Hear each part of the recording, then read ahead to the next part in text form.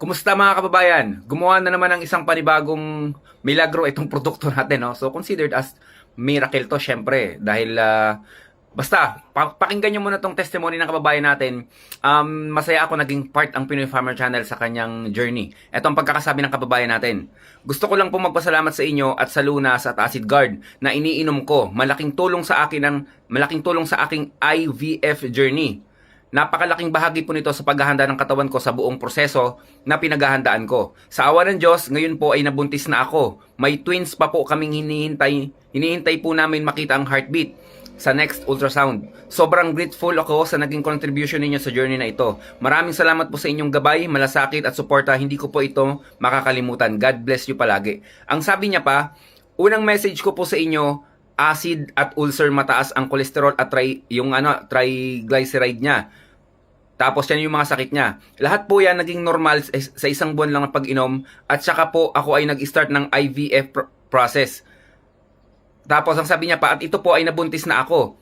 Twins pa. 7 taon po namin hinihintay ito kaya nagpapasalamat kami sa inyo. So mga kababayan, itong tinatawag na IVF, no, or yung in vitro fertilization, process no. I-search nyo na lang mga kababayan para hindi tayo kapusin sa oras. And then, napaka-pricey niyan. Talagang masasabi ko si kababayan, no? Kaya pinahide niya yung pangalan niya para matago yung identity. Talagang yayamanin to. I think yayamanin to si kababayan eh. Hindi basta-basta yung magpa-ganyan.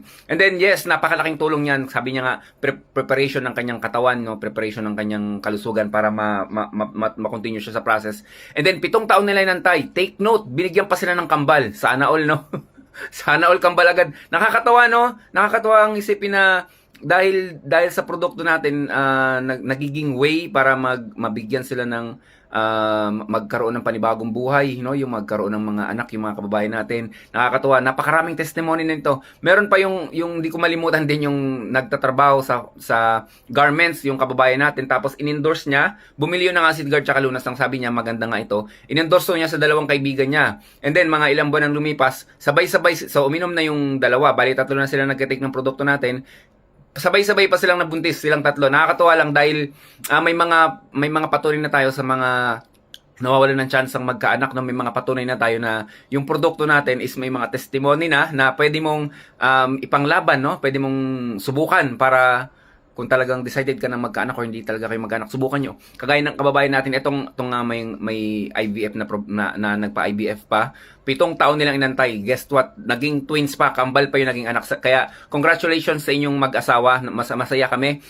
Napaka-masaya namin dito sa Pinoy Farmer Channel. And then, kung may kailangan ka, magsabi ka lang kabayan, nakasuporta pa rin kami sa inyo. Yun lang po, stay healthy. Ako si Chance at ako magsasakang gala.